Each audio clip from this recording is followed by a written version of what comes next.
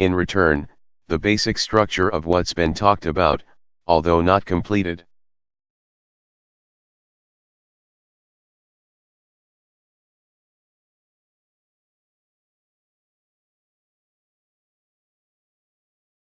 Is that we would provide very modest relief at the margins of the sanctions that we've set up.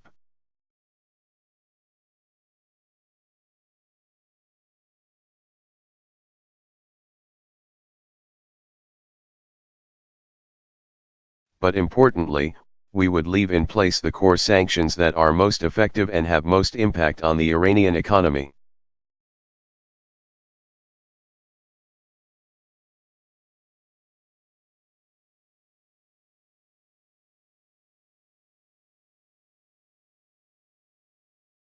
Specifically oil sanctions and sanctions with respect to banks and financing.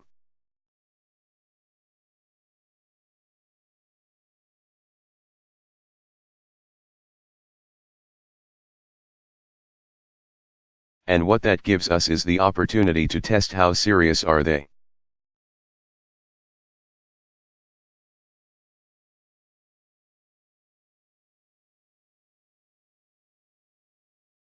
But it also gives us an assurance that if it turns out 6 months from now that they're not serious,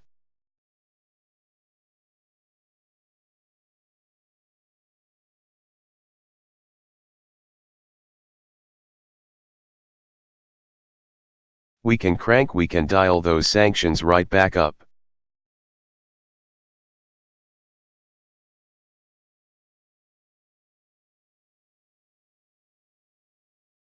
So my message to Congress has been that, let's see if this short-term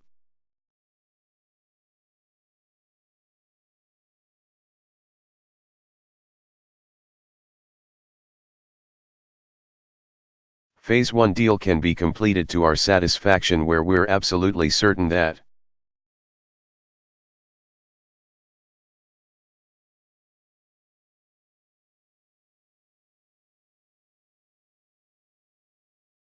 while we're talking with the Iranians, they're not busy advancing their program.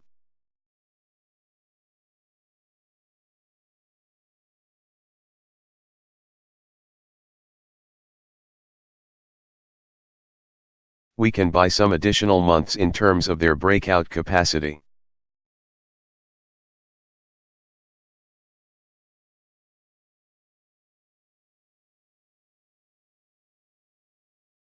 Let's test how willing they are to actually resolve this diplomatically and peacefully.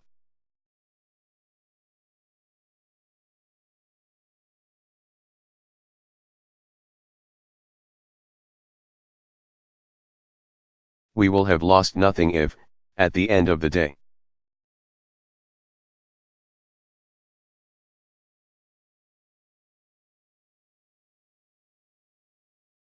it turns out that they are not prepared to provide the international community the hard proof and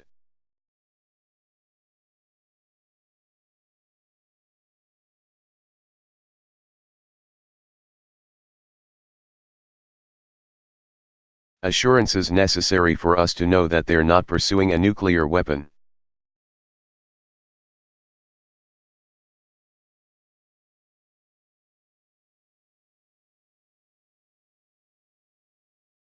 And if that turns out to be the case, then not only is our entire sanctions infrastructure still in place,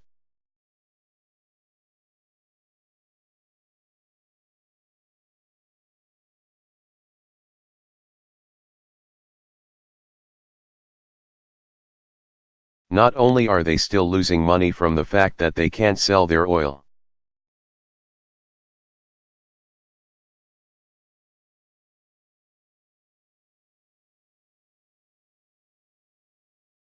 and get revenue from their oil as easily, even throughout these talks, but other options remain.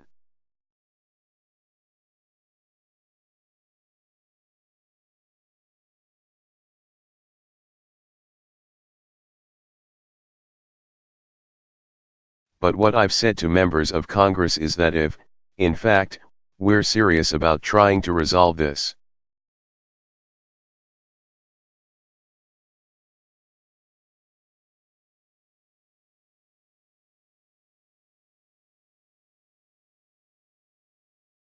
Diplomatically, because no matter how good our military is, military options are always messy.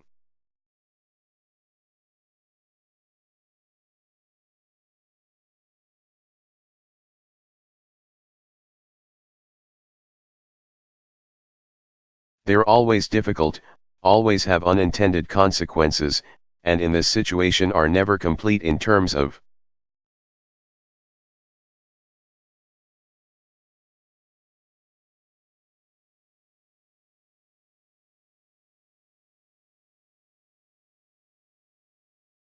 making us certain that they don't then go out and pursue even more vigorously nuclear weapons in the future.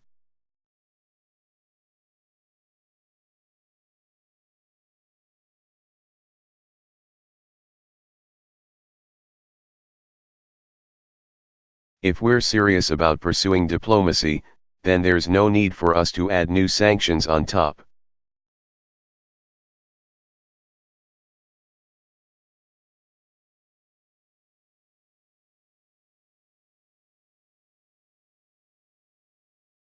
Of the sanctions that are already very effective and that brought them to the table in the first place.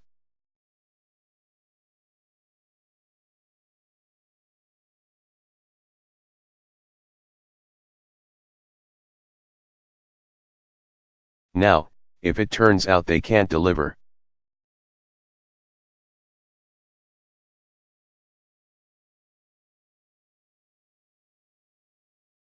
they can't come to the table in a serious way and get this issue resolved, the sanctions can be ramped back up.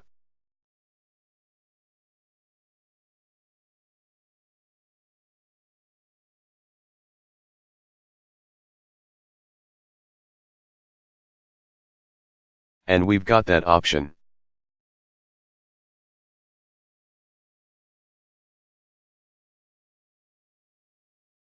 All right.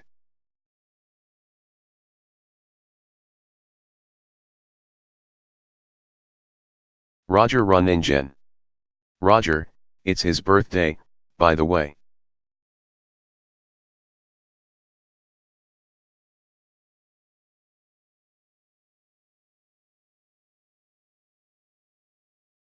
So that's not the reason you got a question, but I thought it was important to note that.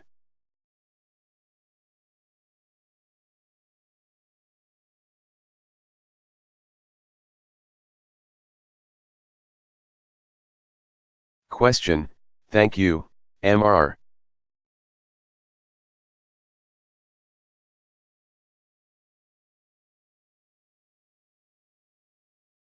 President.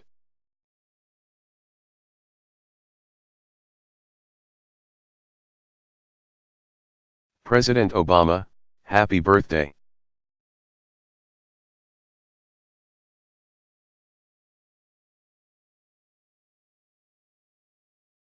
Question, back to healthcare.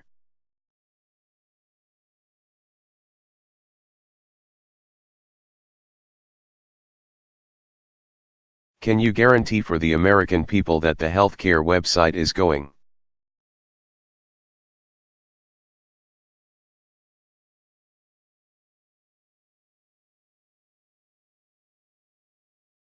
to be fully operational for all people, not just the vast majority, by November 30th?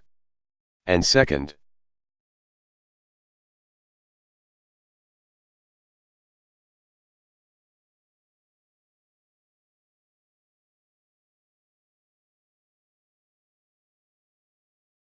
more broadly, this is your signature domestic piece of legislation.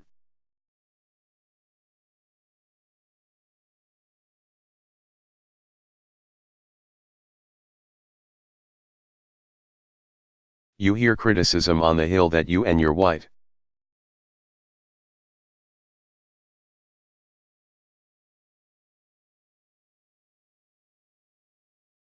House team are too insular. Is that how this mess came to be?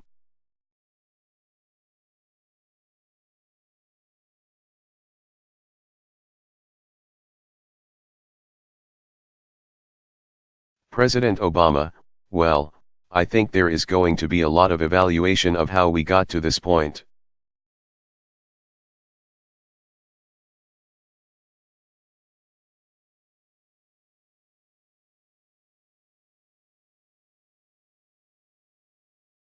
and I assure you that I've been asking a lot of questions about that.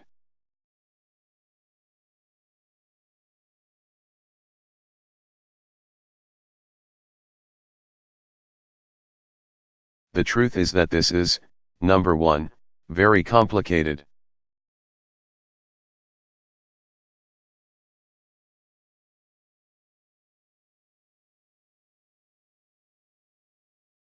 The website itself is doing a lot of stuff.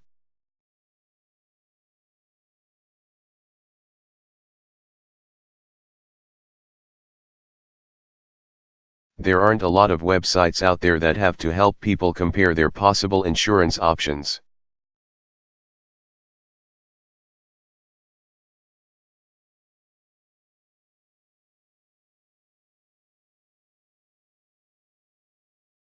Verify income to find out what kind of tax credits they might get.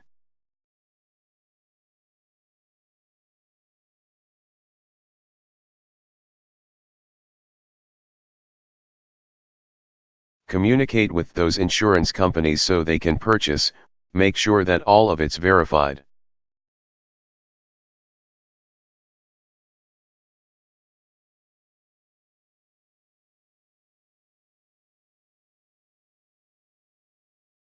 So there's just a bunch of pieces to it that made it challenging.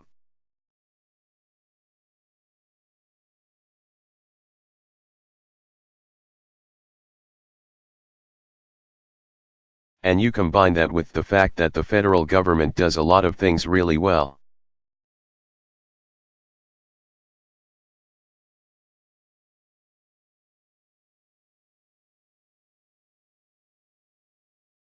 One of the things it does not do well is information technology procurement.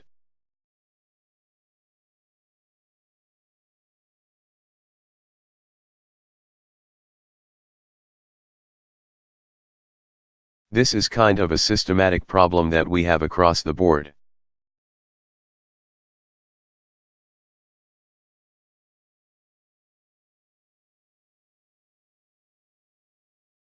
And it is not surprising then that there were going to be some problems.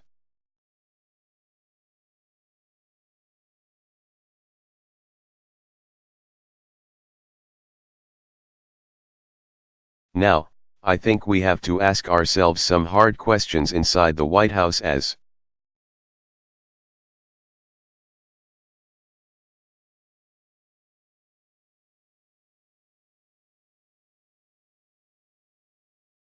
opposed to why we didn't see more of these problems coming earlier on so we could set expectations.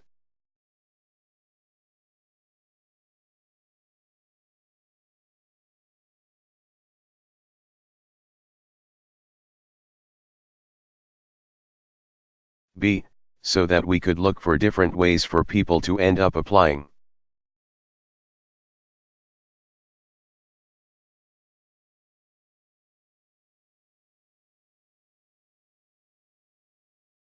So ultimately, you're right.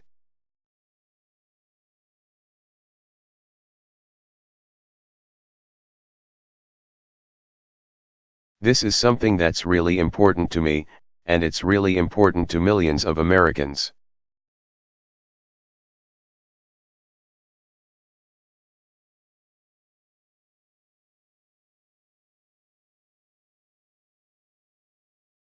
Who have been waiting for a really long time to try to get health care because they don't have it.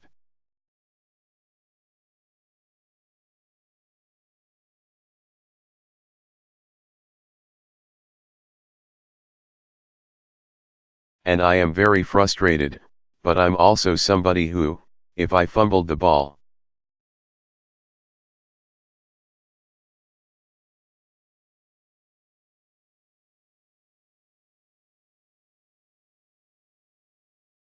I'm going to wait until I get the next play, and then I'm going to try to run as hard as I can and do right by the team.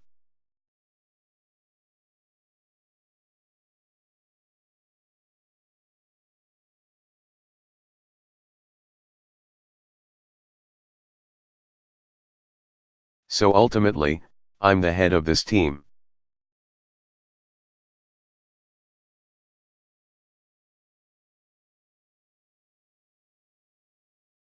We did fumble the ball on it, and what I'm going to do is make sure that we get it fixed.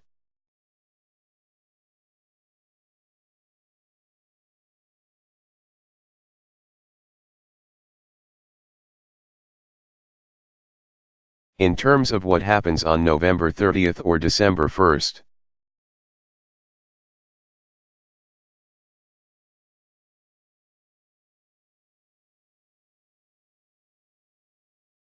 I think it's fair to say that the improvement will be marked and noticeable.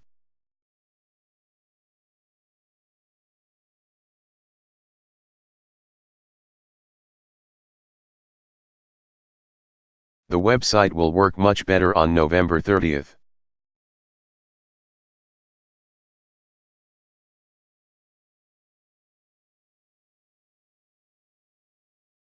December 1st, then it works certainly on October 1st.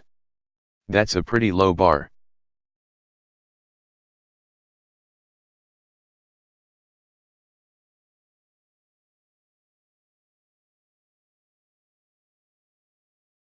It will be working a lot better than it was last week.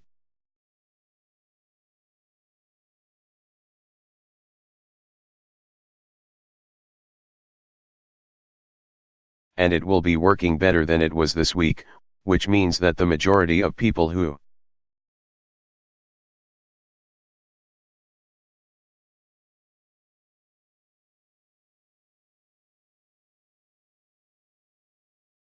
go to the website will see a website that is working the way it's supposed to.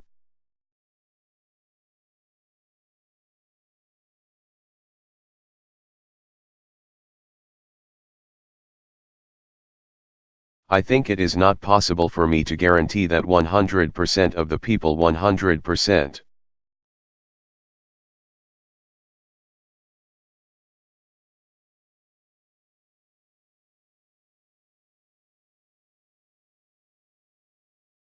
Of the time going on this website will have a perfectly seamless, smooth experience.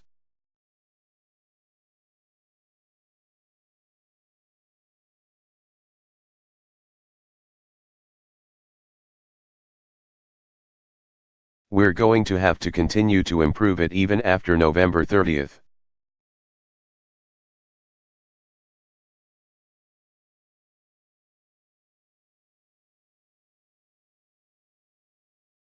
December 1st.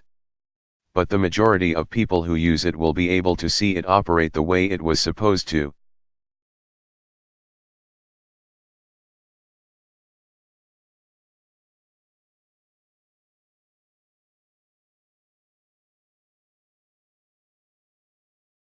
One thing that we've discovered, though, that I think is worth noting, a lot of focus has been on the website and the technology.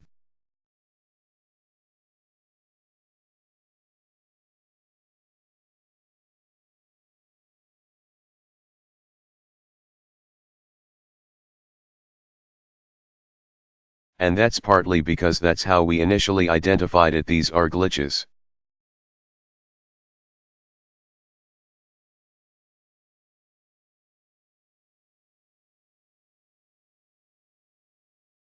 What we're discovering is that part of the problem has been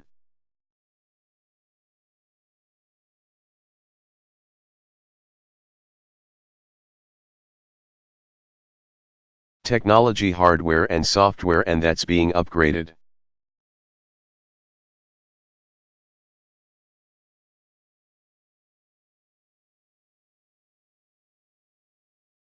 But even if we get the hardware and software working exactly the way it's supposed to with relatively minor glitches,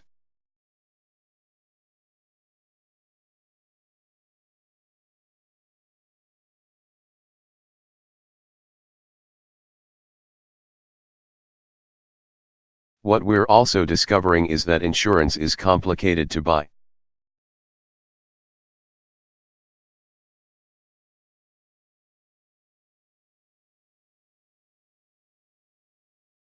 And another mistake that we made, I think, was underestimating the difficulties of people.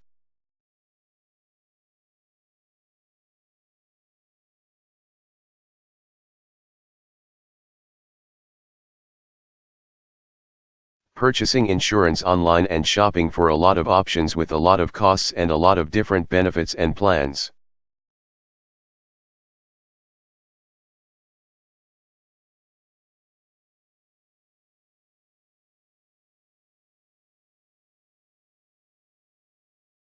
And somehow expecting that that would be very smooth.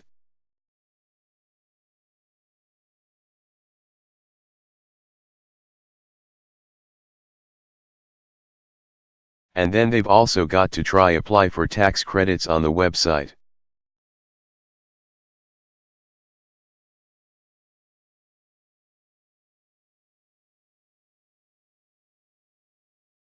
So what we're doing even as we're trying to solve the technical problems is also what can we do to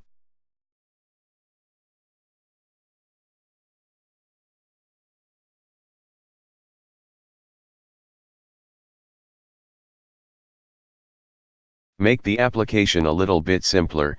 What can we do to make it in English as opposed to bureaucratese?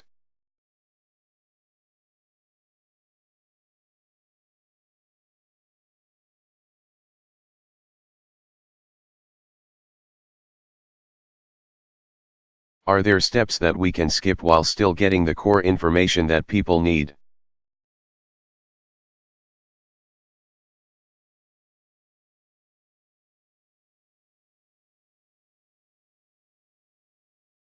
And part of what we're realizing is that they are going to be a certain portion of people.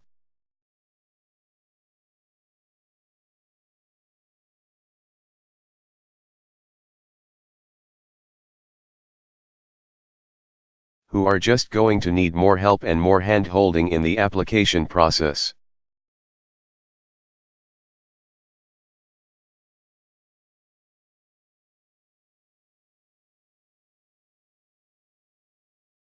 And so I guess part of the continuous improvement that I'm looking at is not just a technical issue.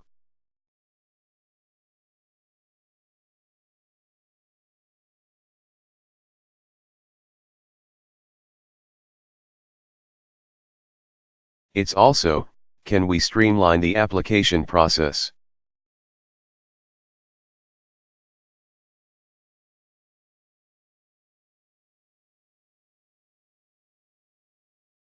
What are we doing to give people more assistance in the application process? How do the call centers and the people who are helping folks in person?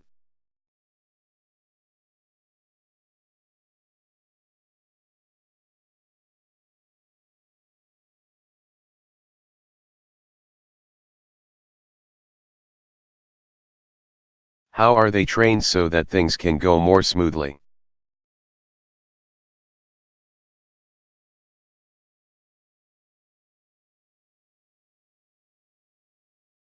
Because the bottom line ultimately is, I just want people to know what their options are in a clear way.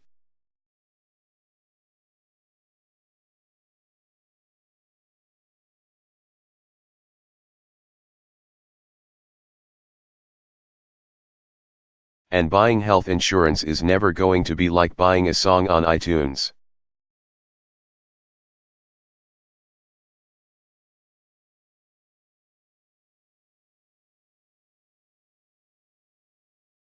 It's just a much more complicated transaction.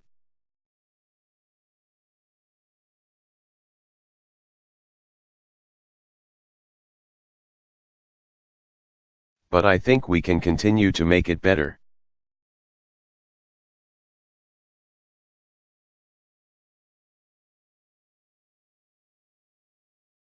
All of which is to say that on December 1st, November 30th, it will be a lot better.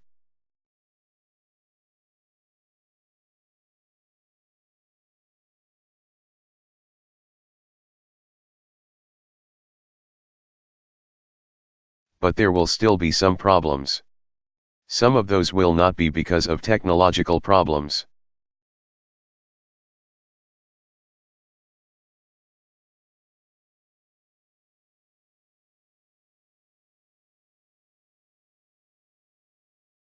Although I'm sure that there will still be some glitches that have to be smoothed out.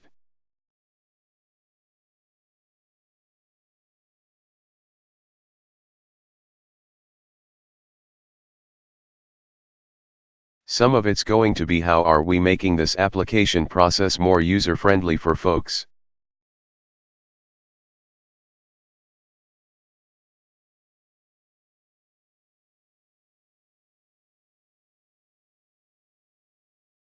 And one good example of this, by the way, just to use an analogy, when we came into office.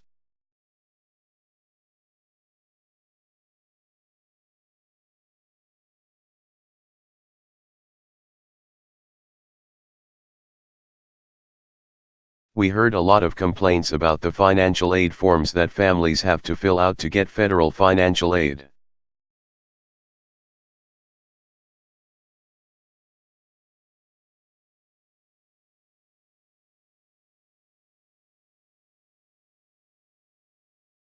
And I actually remember applying for some of that stuff and remember how difficult and confusing it was.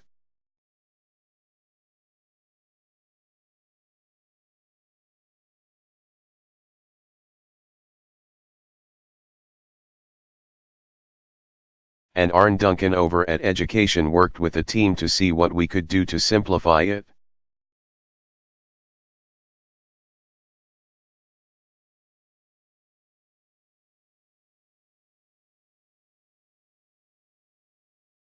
And it made a big difference.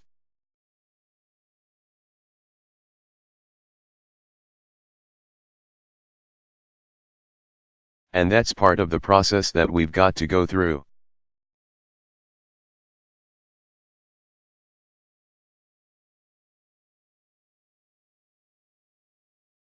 And in fact, if we can get some focus groups and we sit down with actual users and see how well is this working.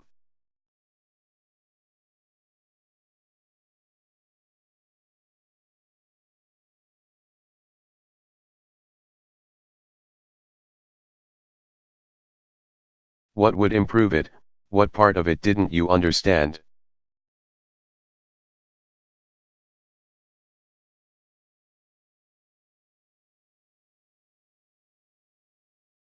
That all I think is part of what we're going to be working on in the weeks ahead.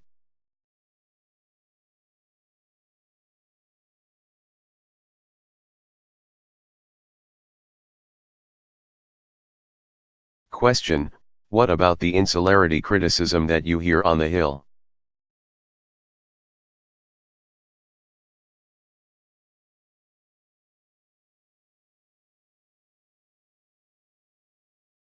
President Obama, I've got to say I meet with an awful lot of folks, and I talk to an awful lot of folks every day.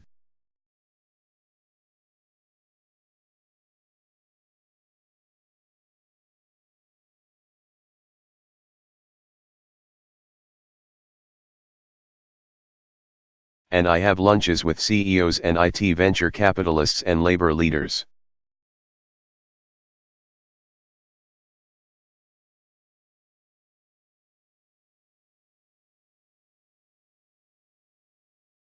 And pretty much folks from all walks of life on a whole bunch of topics.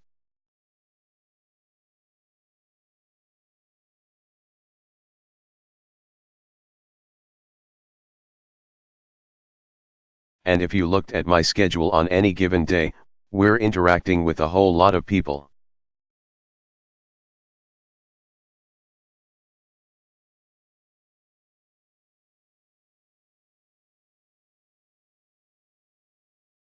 And I think it's fair to say that we have a pretty good track record of working with folks on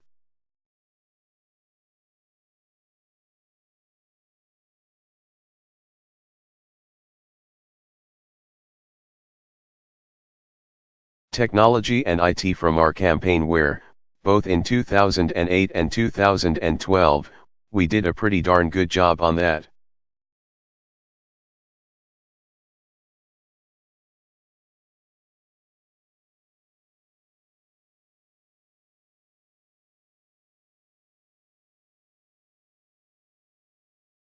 So it's not the idea that somehow we didn't have access or were interested in people's ideas.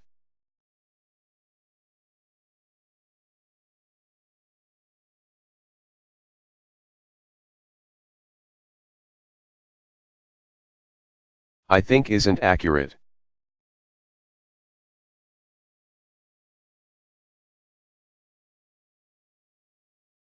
What is true is that, as I said before, our IT systems,